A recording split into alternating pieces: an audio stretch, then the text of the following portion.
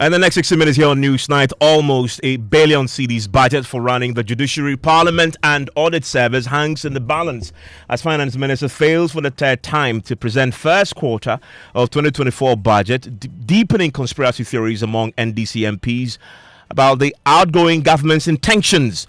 But with barely 2 sit-ins of Parliament to go on break, what exactly is accounting for the Finance Minister's continuous unexplained absence? We have more for you here on Newsnight. Also tonight, collation of disputed constituencies in limbo as Ghana Police Service declines Electoral Commission's request to provide security just days after the police promised to enhance security at outstanding collation centres. The Commission had wanted to even today to have a look at all these things, if you can recollect. We wrote to the IGP. They have written back to us that they cannot assure the safety of the process. We have the very latest for you as the CDD releases its post-election report. Also tonight, with the fate of the Chief Justice hanging in a balance following a petition to remove her, we examine the Ghana Bar Association's past verdict on one of the grounds for her removal and interrogate the case against the Chief Justice. What is not regular is the Chief Justice directly writing, suggesting names to the presidency. When it comes to appointments at that level, there are 2 bodies that made the nominations. And in business, more than 12,000 jobs expected to be created from the third quarter foreign direct investments recorded by the country. And in sports, we hear from Ghana Athletics appealing for up to $1 million in yearly funding to guarantee medals at the 2028 Olympics. Also tonight, with barely 24 hours for the scheduled date for the release of WAEC results to expire, Speaker of Parliament summons Education Minister to brief the House by tomorrow on his intervention on government's indebtedness to WAEC.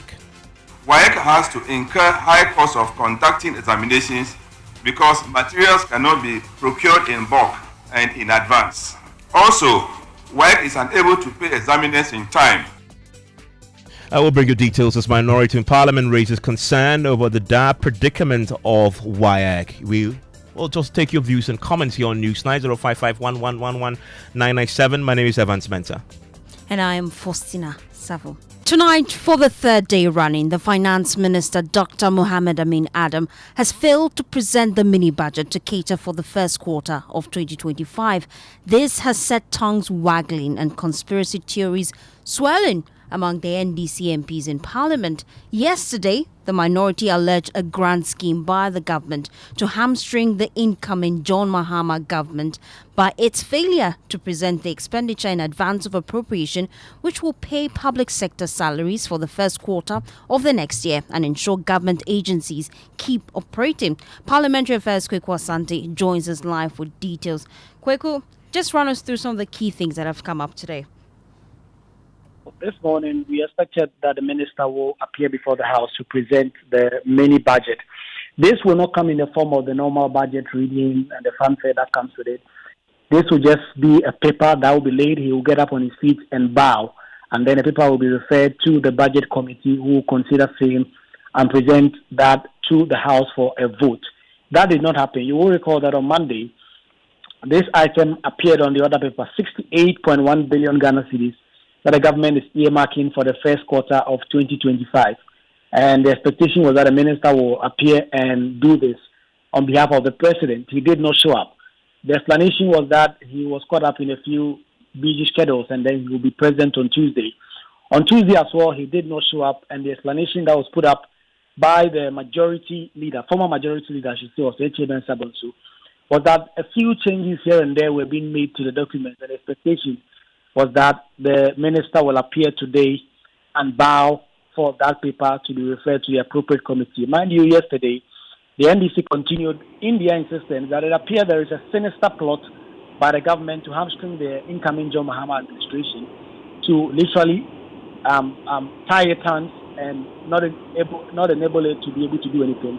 There are real consequences if this paper is not laid and this budget is not approved before 2025. It will mean all government agencies will grind to a halt because there will be no funds to actually keep them running. And yesterday, after Chairman Sabiti said, it will mean Parliament will not be able to sit, they will not be able to swear in new members of Parliament, elect a new speaker.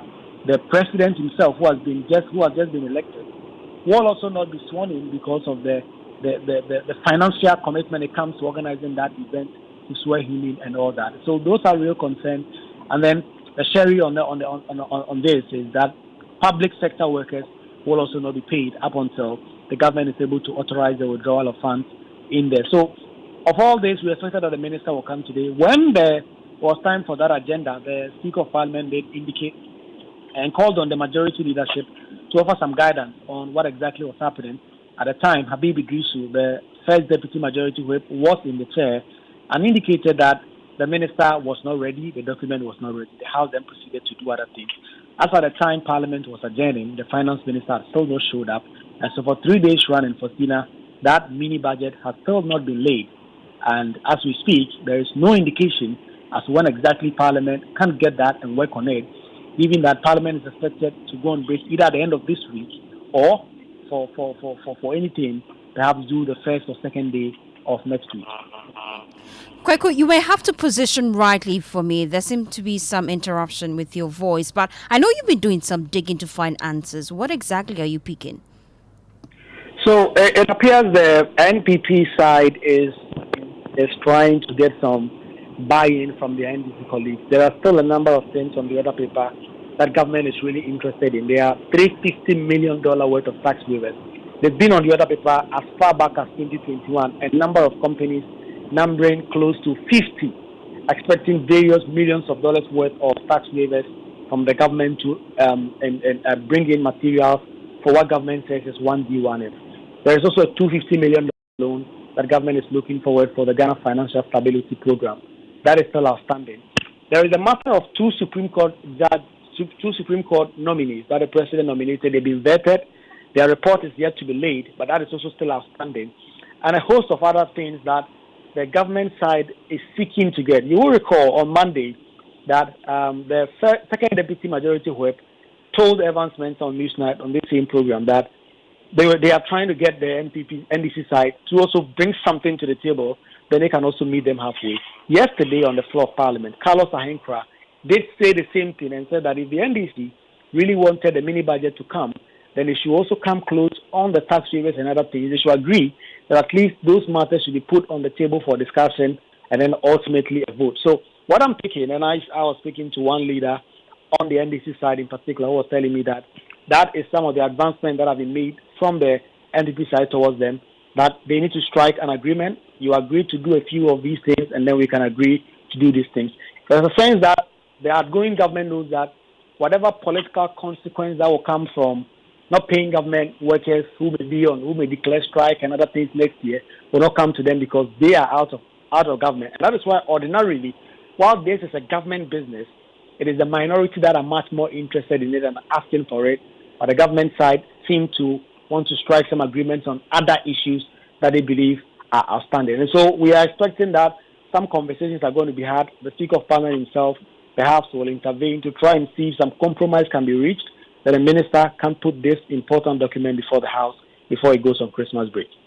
Now, but the president has already written to Parliament on the budgetary estimates of 3 institutions. Tell us more about that. Well, yes, the president under the 1992 Constitution is required to approve personally the budget of the judiciary and the judicial service, of the audit service, and Parliament and the parliamentary service. And so these institutions will write to the president indicating what their estimates are for the first quarter of next year, as it were. These institutions have done so. The president has considered same and has written to the speaker detailing the amount of money that each of these institutions will require for salaries and goods and services for the first quarter of next year. So the Speaker of Parliament, the first thing he did today was read that communication from the presidency. But all this will mean nothing if the substantive mini budget does not come, because all these will feed into that. And so this is, the Speaker today after speaking was unable to refer those estimates to the committees to work on it, because it will be based on the mini budget that the finance minister is expected to present before any action can be taken on these estimates. Saki Tokonu, by letter dated 21st October 2024, submitted to me the 2025 budget estimates of the judiciary and the judicial service. Under Article 179(4) and 5 I am required to lay before Parliament the budget estimates of the judiciary and the judicial service with any recommendations that government may have on them. Accordingly, I submit herewith the budget estimates of the judicial and the judicial service for the first quarter of the 2025 financial year as summarized below. Honorable members, the total of the summary for compensation, goods and services, capex, and IGF is 276,499,903. I would be grateful if you could call these estimates of the Judiciary and Judicial Service to be laid before Parliament. I count on your usual cooperation. Yours sincerely, Nana Addo Dankwa Akufo-Addo. Definitely, the minister will come to do the needful. The second one, dated the same day, 16th December 2024, is in connection with the same subject matter for the audit service. And it reads, Mr. Speaker, annual audit service annual estimates for the year 2025. In accordance with Section 27(1) of the Audit Service Act 2000, Act 584, the Act, and Regulation 45 of the Audit Service Regulations 2011, CI 70, the Audit Service, by letter, dated 27th October 2024, under the hand of his board chairman, Professor Edward Dua-Ajiman, submitted to me the annual estimates of the audit service for the year 2025. Under Section 27(2) of the Act, I am required to lay before Parliament the estimates of the audit service with any recommendations that I may make on them. Accordingly, I submit herewith the estimates of the audit service for the first quarter for 2025 financial year as summarized below. The total of the summary for compensation, goods and services, and capex. So that is the speaker there, and this is becoming a serious matter. Yesterday we heard from organized labor on the potential impact on salaries next year. Let's bring in Roxanne Nelson, the Fiamakbon from the minority side in Parliament, as Parliament is left right now without answers on how to proceed on the subject of the mini budget. Roxanne, thanks for your time here on Newsnight. Do you have any briefing on when this mini budget will be presented? Thank you very much. Good evening to your listeners. First of all, since returning to the House on the 16th, that's 3 days ago, the indications have been that this paper will be late and handled expressly by the respective committee, reports submitted for the appropriate debates to be had on it, and then approval given. Now, the tardiness, the indolence with which the government side of the House is approaching this matter is what is worrying, because this is the constitutional imperative as captured in Article 180 of the Constitution.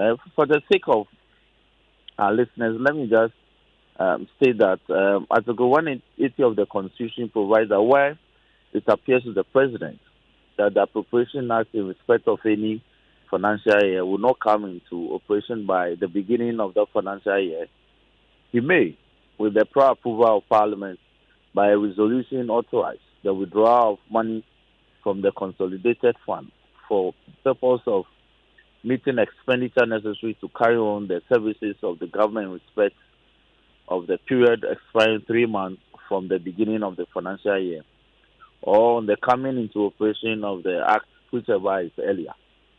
And so the issue is that it's become a convention that anytime a government is taken over from itself or is to be taken over by another government, the expenditure against appropriation act be brought to Parliament by way of a bill passed, and then the new government can meet expenditures from January to March. That's the first quarter. So indeed, even where the president's own mandate was renewed in 2020, they still brought expenditure against appropriation in 2020 December, so that before the 2021 budget is presented, they are mandated by the constitutional imperative to meet expenditures which normally will include payment of wages for January, February, and March. In 2021, this was what we did for them. So when in 2024, we are faced with the same scenario, we all thought that this will be done with some alacrity. But there appears to be a deliberate delay. But we want you say deliberate delay. Can you hear me? Apologies for the terrible connection. Let's see if we can get him on a better line on this. And the salaries are at stake.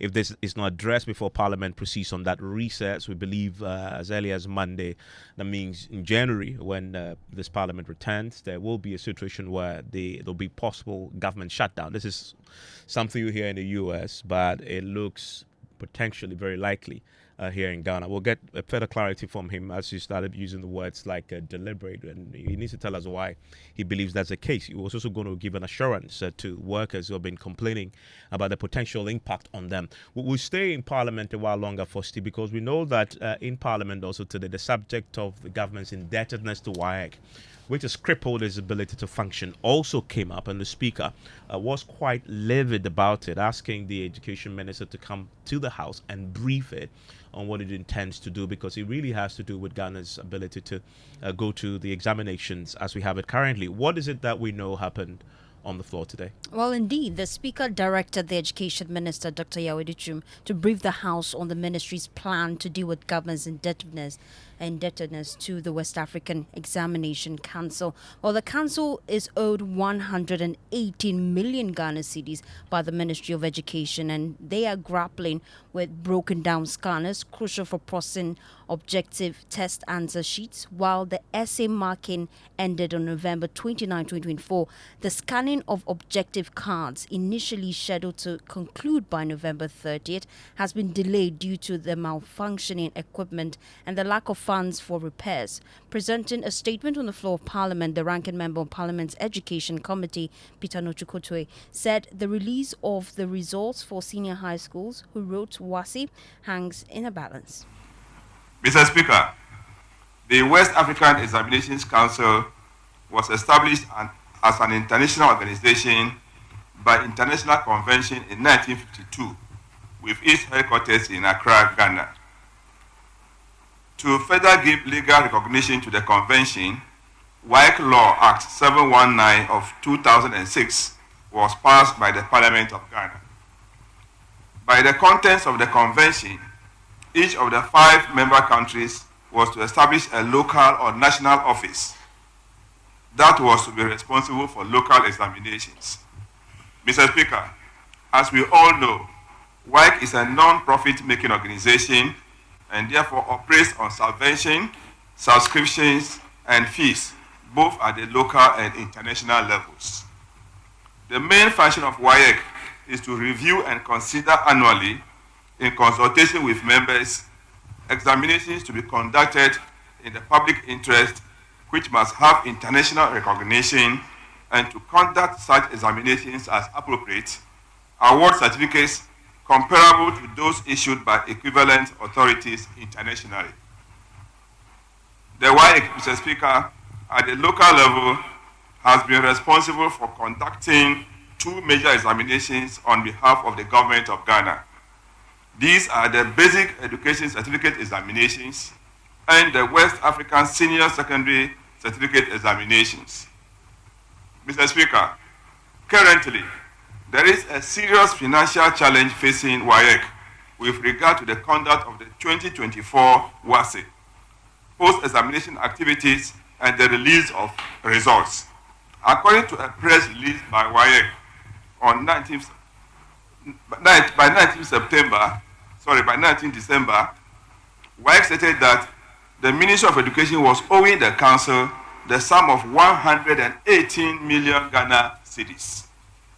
The effect of the delay in the release of funds to WAEC is negatively affecting their mandate.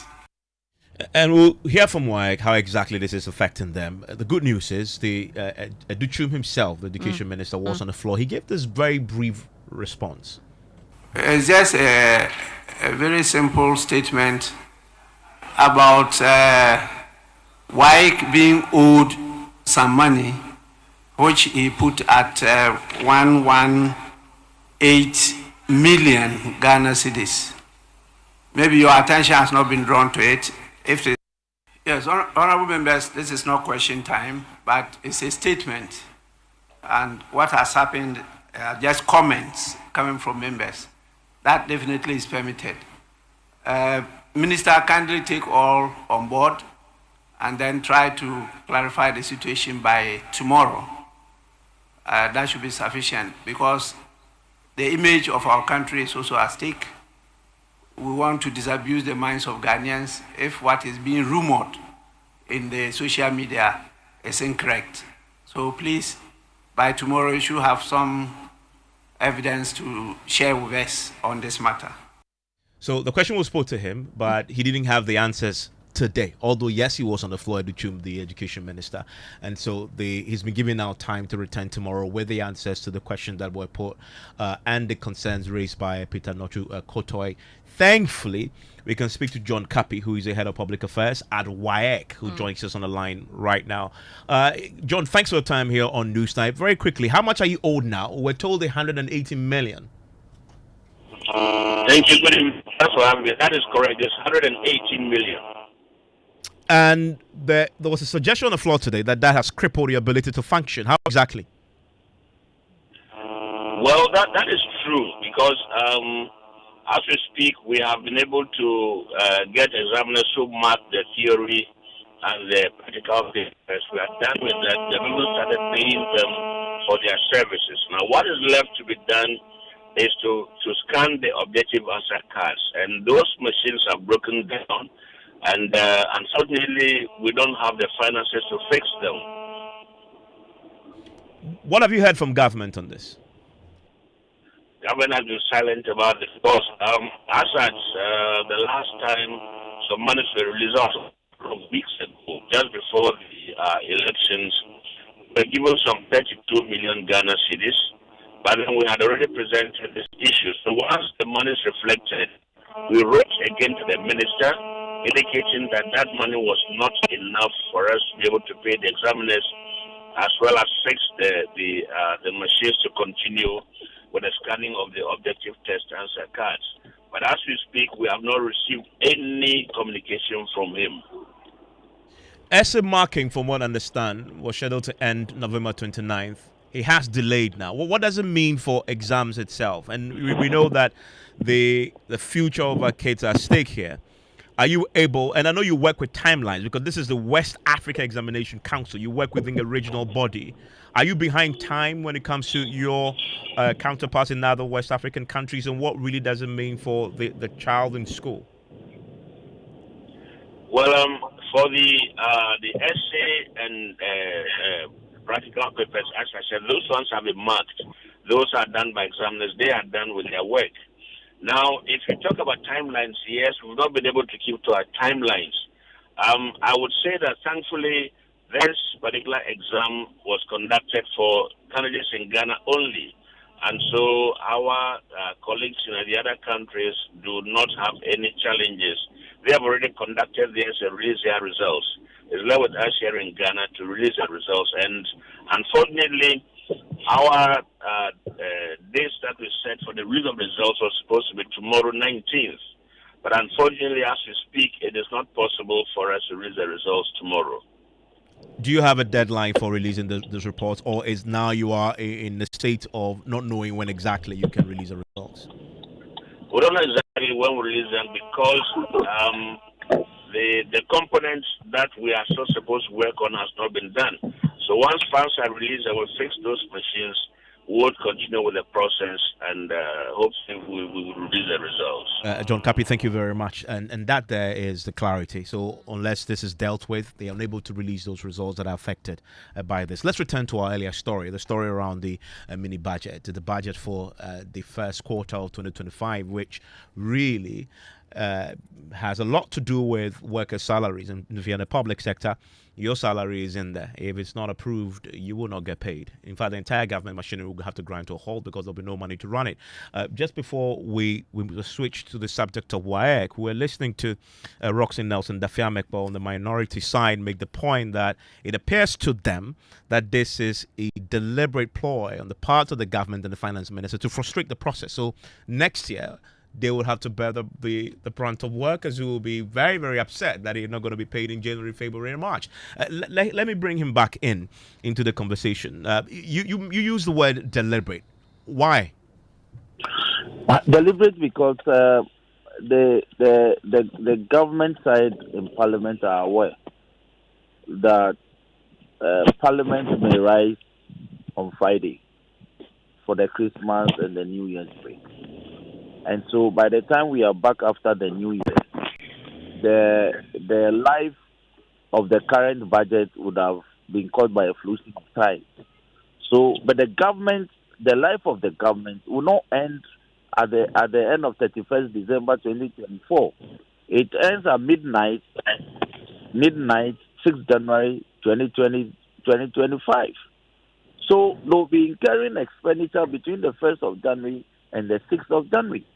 So they should be committed to the process. Now the excuse is that the finance minister who is supposed to present this paper in Parliament or lay it, as you say, is making some amendment. Who says that a paper presented cannot be amended, even though it's before Parliament? So that excuse that some amendment is taking place in respect of the content of the expenditure against appropriation is neither here nor there. We want that to be late. If it is late, then of course, whatever amendments there are to be made to the document can always be effected, and then the old one can be withdrawn, the new one laid, because it's engaged Parliament. These are matters that we can easily do under a certificate of agency. Parliament can pass this in a matter of hours. The most important thing is that Parliament being saved with it. Now we are not saved with it. It's not presented to us. That's where the anxiety is coming from. I mean, stay with me. Let's get some clarity from the majority side. I want to bring in Andy Japamesa, is the outgoing member of Parliament for second email. Mr. Japamesa, so why are you frustrating this process? Is this deliberate? Imperative. They cannot run away with it. Yeah. They cannot run away from it. So they will, by all means, have to undertake this constitutional imperative. Stay with me. They do it, the better. I mean, stay with me, Roxy. Stay with me, Roxy. Let me bring in Andy Japamesa. Mr. Mesa. Yes, Evans. Yes. Why are you frustrating this when you know the entire government machinery for the first quarter of 2025 is at stake here? Let me say good evening to your cherished listeners. I'm not so sure whether the issue of frustration arises at all, because you recall that when we went for the long recess in end of July through to October, Parliament was due to resume in October to consider some important government businesses, including this issue of the expenditure in advance of appropriation in October for 3-4 weeks, I believe, before we go on the elections break and come back. I'm sure you recall what transpired in Parliament when, rather than focusing on the business of government, our friends, in connivance with the Speaker, chose to do otherwise. They sat in the Chamber of Parliament and sang revolutionary songs, rather than focusing on the business that government had programmed that included this constitutional imperative, and to deal with them at the time that they were supposed to be dealt with. So the incoming government brought this on themselves, you're saying? Absolutely. So we go on elections, we come back, and government, which they admit is in office until the 6th of January 2025, tables a plethora of businesses that it intends to execute. And then they, in opposition, say that, well, we will pick and choose the business that you, government, has to do. Where does that happen? And that, rather than allow for the issue to be tabled so that we can take a decision on them, they say, no, we will do X and Y and not do all the business that government intends, some of which have been outstanding for months. Keeping them honest, so is that why you are withholding the expenditure in advance of appropriation? It's not a question of whether one is withholding. It's a question of, do we intend to execute the business of government or not? So that's a question that they have to answer. So if they intend to execute the business of government, then let's deal with them. But if they want to pick and choose, because they see that they are coming into office in January and that they need this expenditure in advance of appropriation and every other item that government intends to prosecute is of no consequence, then you will have a stalemate as you're having. But while you do that, you are actually jeopardizing the entire government. But most importantly, worker salaries. No, of course, people are going to be paid. When the minority is prepared to do the work for which the people of Ghana are paying them to do. So let's get to work. I mean, Roxing, get to work, he says. Evans. Yes. I've listened to Ejapa and I'm pretty scandalized. I have in my hand the order paper for 16th of December. That's Monday, 16th of December. Now, if we go to item number 10, presentation of papers. Item number 10A, Roman numeral I. By the presentation of papers by the Minister for Finance, expenditure in advance of appropriation for January to March 2025. Ask Ejapa why was this not done on Monday? Ask him. Why? Ask him. No, ask him. I'm asking you. You were in Parliament too. They dilly-dallied. Instead of seeing to the presentation of that paper, we spent forever on the content of the business statement for the week. So they never saw to that for that to be done. No, but his point is that you had an opportunity before Parliament. I have in my hand. You decided not to do the business. No. You see, Evans, let us speak to facts. These businesses have been prioritized in Parliament. Yesterday, we were looking for a single Minister of State so that this paper could be laid. All of them ran away from Parliament, including their own leadership. No, but his point to you that the problem predicts tomorrow, yesterday and Monday. Evans, pursuant to our Order 96, presentation of papers, ministers of state or chairmen of committees can present papers. Why is it that none of them were willing yesterday for that to be done? Again, I have in my hand the order paper for today. Tuesday, that's for Tuesday, 17th December 2020. Again, if you go to item number 7, presentation of papers, 7A, expenditure in advance of appropriation for January to March 2025. Why was this again not done? Yeah, Roxing, when the majority side triggered the constitutional process to recall Parliament, he says it is the reason why that was done, so that they can execute government business in the House. And you frustrated the process at the time. It is not true. It is not true. Let me give you the history of the recall they did this year. Unfortunately, I don't have the time for the history. Hold on. On 31st July 2024, they requested for a recall. We came back to Parliament in September. In September, we came back. Asked them what happened. They took the loan and went away without seeing to the rest of the business. Then Parliament was recalled properly from its vacation in October 15th. These businesses were outstanding. They walked away from Parliament. Then again, they put in a request for a second recall, listing some of these businesses. This is the recall. That was the recall that Speaker rejected. But be as it may, now we are back in Parliament. This particular business has been listed about 3 times. It was listed on Monday, listed yesterday, it's been listed today. Why aren't they interested in pursuing this matter? Well, he's told you categorically that if you are not willing to do business on other subjects and you want to choose and pick, then they will also choose and pick. And this will not be part of those that they choose. All the businesses will have to be taken one after the other. Yeah, but why do you want to start with that? They also want to start with others, including the look tax on waivers. the order paper. If you want the order paper to be varied, it's a matter of saying so to the speaker. I've told you that on the 16th of December, the first item under presentation of papers, item number 10A, is the presentation of this paper and the expenditure in advance of appropriation for January to March 2025. That was the first item. He, as their leader, as the leader of government business, they prioritize the business this way. And Andy, by the way, this is still about government business. What's the compromise? There must be one, Andy Japamesa. Business to do. We didn't do it. The order paper speaks to itself. Roxy, just a second. Let's put the records where they are. Okay, it's not a question of shouting or anything. I am not shouting. I'm speaking to the order paper. You are misleading the public.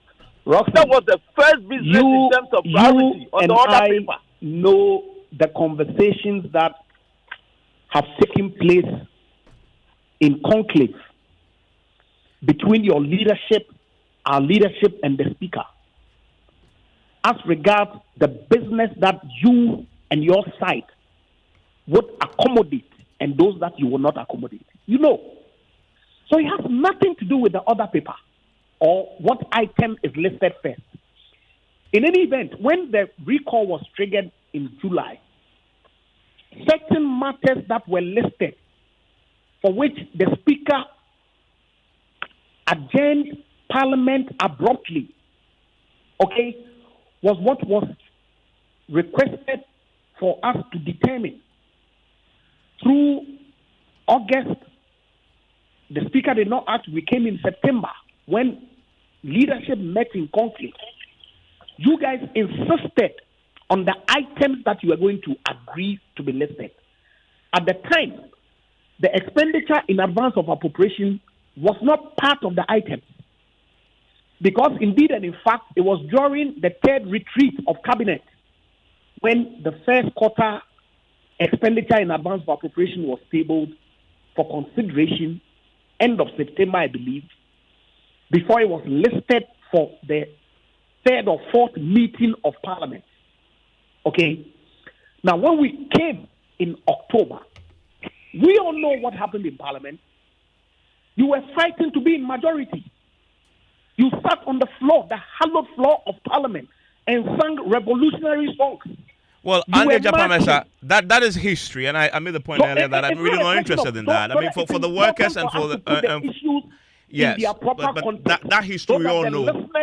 Can appreciate we know that history. The listeners know that history. Let me ask you. It cannot be said progress. that government is deliberately refusing to table this. But what you told me earlier about they choosing and picking suggests that this has been done deliberately. It's not deliberate. I'm saying that it's part of the parliamentary calendar. So will you or will you not present this for government to get a decision on, for the parliament to get a decision on? Government is saying this, that it has a plethora of businesses that it has to execute, including the expenditure in advance of appropriation. The NDC minority is saying that it's only the expenditure in advance of appropriation and nothing else. How are we going to run the country like that? Based on such positions that are taken by the minority. Okay. Andy Japamesa, thank you very much. Roxy Nelson, the family, thank you very much. And we're going to be doing business now. But when we return, we will also interrogate what we've been hearing from the Electoral Commission as far as the recollection of some results in constituencies are concerned, including a request to the police to protect the process, to bring men to the collation centers to ensure that security is maintained there. And then we'll also hear from the Ghana Bar Association on its verdict in the past on one of the grounds for the removal of the Chief Justice. And George, you are faced here with business. And George, this subject of government business is a very important one. There's a conversation in the U.S. in the last few days about the potential government shutdown. It happens almost regularly there. Yeah. We are in territories now that this could be our reality in 2025, January to March, because of this confusion in Parliament over the expenditure and advance of appropriation. Yeah. Again, it's true, and you can draw the similarities between what has happened in the US and even the measures that they've taken to actually address that problem. We also understand from those who matter is that the assurance that we are picking up is that it will be late before they go on a Christmas break. But let's see whether Ministry will do that. Well, we have clarity on that. We're picking sources at the information Finance Ministry says that that will happen. it is going to happen, and so let's see whether that will happen or not, because there are implications as to what will happen if it's not laid before the House before the Christmas break. You have the headline, George. Well, Evans, coming up in business, more than 12,000 jobs expected to be created from the third quarter foreign direct investment recorded by the country. And some analysts downplay impact of removing some taxes on the economy by the Income Administration. We'll be hearing from political risk analyst Dr. Chio Champon. The business news on Newsnight is brought to you by MTN Business. Welcome to the new world of business, Kingdom Books and Stationery and Synthesis Tanks. You're welcome back to Business on Newsnight. Now, more than 12,000 jobs are expected to be created from the third quarter foreign investment report recorded by the country. Now, that's according to the quarterly investment report released by the Ghana Investment Promotion Center. There is more in the following report.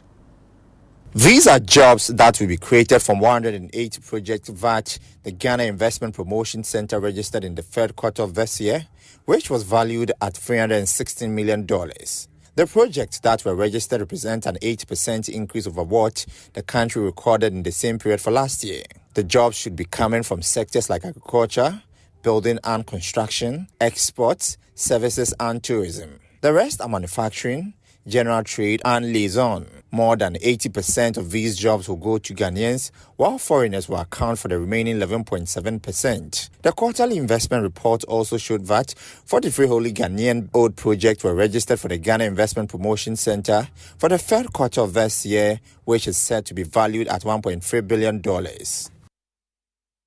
And that is a Business Desk report. Now, some economists are downplaying the impact on the economy over plans to remove some taxes from next year.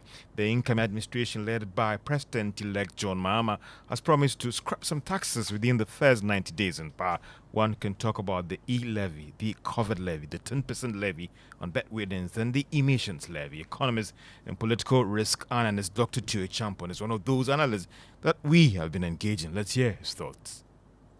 Taxes bring in. So if you take, for example, the E-levy and the COVID-19 levy, you add them up.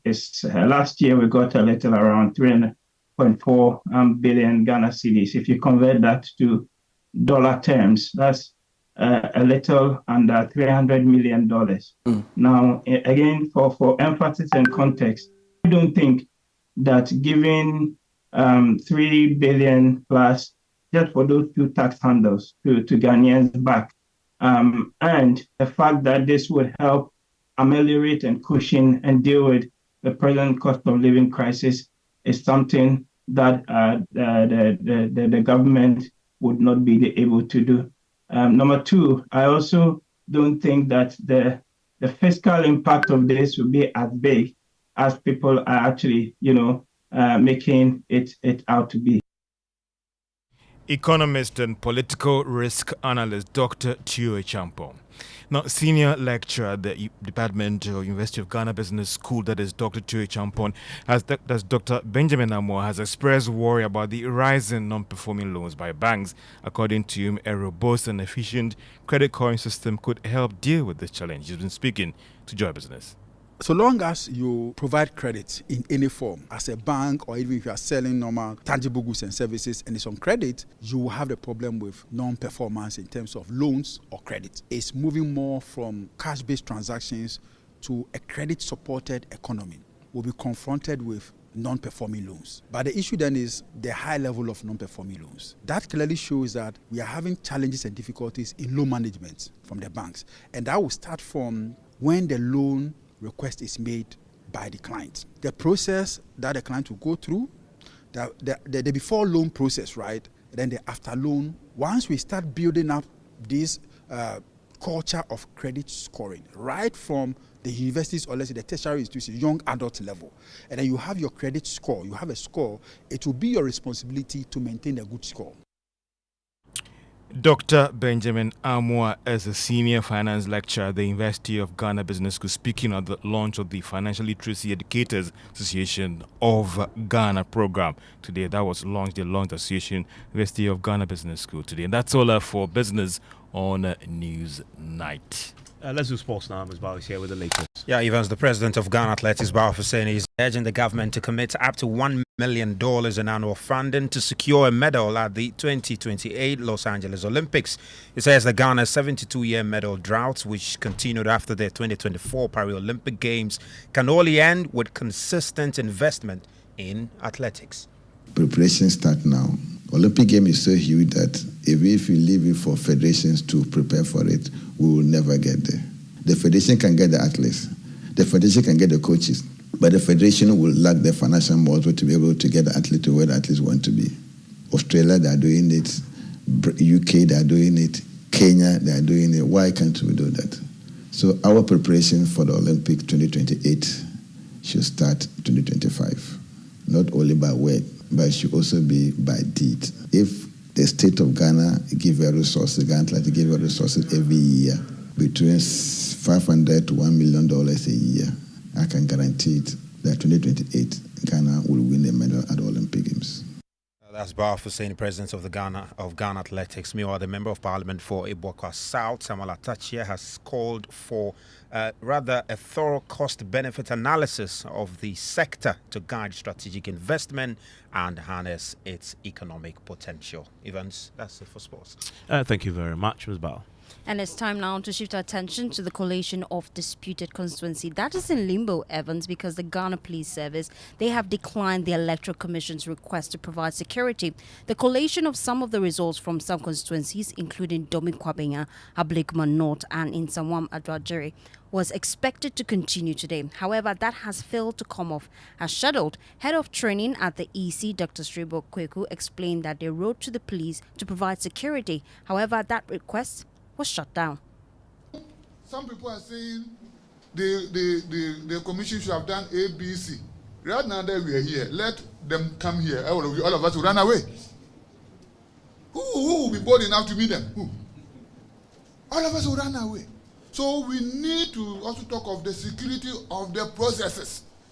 Because if you don't have the security, no matter how well you prepare for it, you will come to naught. We're in a situation where even this police command themselves are being turned upside down.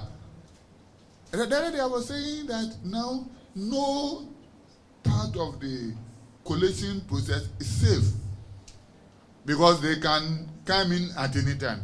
The commission had wanted to even today to have a look at all these and see if you can recollate. We wrote to the IGP. They have written back to us that they cannot assure the safety of the process.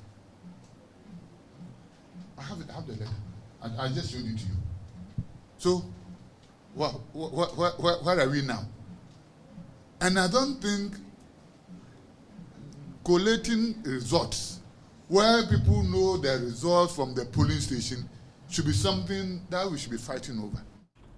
You know, the New Patriotic Party, they've not taken a case to court. They want the Electoral Commission that the court should declare that the Electoral Commission should go back and recollect the results on the wake of the police's letter to the EC, though, where does that leave the MPP? I want to bring in his Director of Elections, Mr. Nimako. What's your reaction to the disclosure there by Nsawam-Adoagyiri Kweku that they wrote to the police, that the police wrote back that they cannot guarantee the security of the process? Well, thank you, Evans. I think we all find ourselves in a very uncomfortable situation. I mean, why do we get to this stage? We were able to conduct for ourselves as a country December 7th election as a result of the combined effect of contributions from all stakeholders, i.e., media, political parties, electoral commission, and the security architecture. I think at this point, we must get this straight. Going into the elections, it was the National Election Security Task Force, which was chaired by the IGP, there are other security agencies. If the police is overwhelmed by activities of some individuals who are exhibiting clear lawlessness, should we all sit and fold our arms, or we should question the situation we find ourselves? I think that we are either not being fair to ourselves, or we think that Dr. Bawumia, having accepted the presidential results, should end this whole process. But hey, we went into elections for presidential and parliamentary. And you can all attest to the fact that the confusion that erupted in these collation centers were the actions of the NDC. And you make the point that if the election security task force led by the police service and the IGP isn't in a position to provide the security, are you suggesting that the military should be deployed? I'm saying that the whole security architecture was not only the definition of the Ghana Police Service. It was the combined effect of all the security agencies. And so, if today we are being told that the remaining constituencies that need to have their collation done cannot be done because the Ghana Police Service cannot provide the necessary security architecture, then it's very unfortunate. Thank you very much. That there is Evans Nemako, is the Director of Elections for the NPP. Evans, just before we leave, what makes Christmas special to you? That's the question my colleague Esther Nkrumah posed to patrons at Osu, and she filed this report. When you see the streets of Accra and major roundabouts lit up with glittering fairy lights and beautiful decorations, you know it's that time of the year again, Christmas. Come and behold him, born the King of the angels. Christmas is a favorite time of the year for many people. For some, it's more than just of religious significance. It's a time to show love to others, bond with family, and well, it's about the excitement of receiving hampers from employers and loved ones. And not to forget the much-deserved break from work. We're here on the vibrant streets of Osu to find out what makes Christmas truly special to people. Is it the joy that comes from giving, the warmth from family, or perhaps something special? We'll find out. We individuals, we normally see that as a whole year that you've been alive, then as the year is going to end, you need to give thanks to God, and at the same time, to celebrate with your family. Just gather your family and then just show some love and make them happy. But to me, being alive alone, get to spend time with families and friends that I haven't seen for a long time alone, is enough for me. Okay, for me, during Christmas, most family come together to celebrate. So I think family from different parts of the world, they all come together. So it's like a family reunion for me. And for others, it's about the food and the Christmas decorations. About the Christmas tree, when you see it, you know that Christmas is on. And about the Santa dressing, it's so beautiful and nice. You see it and it's all fun and you are laughing. You're like, yeah, people are happy and it's nice. Mine is the food. You see people, that's when delicious meals and the food. You bring out your cooking skills. What's your favorite Christmas meal? Most people like the rice with the chicken and stuff, but I would like to go with the fufu. You see the fufu, yes? Whether it's the food, spending time with family, or the beautiful Christmas decor, one thing is certain: Christmas holds a special place in our hearts. For Joy News, Esther A.C. Nkrumah's report. Well, and that's it for a news night. Tonight, I'm pretty sure you're looking forward to Christmas, Fosti. I am. I have a tall list of what I'm going to do for Dirty December. And trust me, it's going to be great. I don't want to know. I don't know if you're even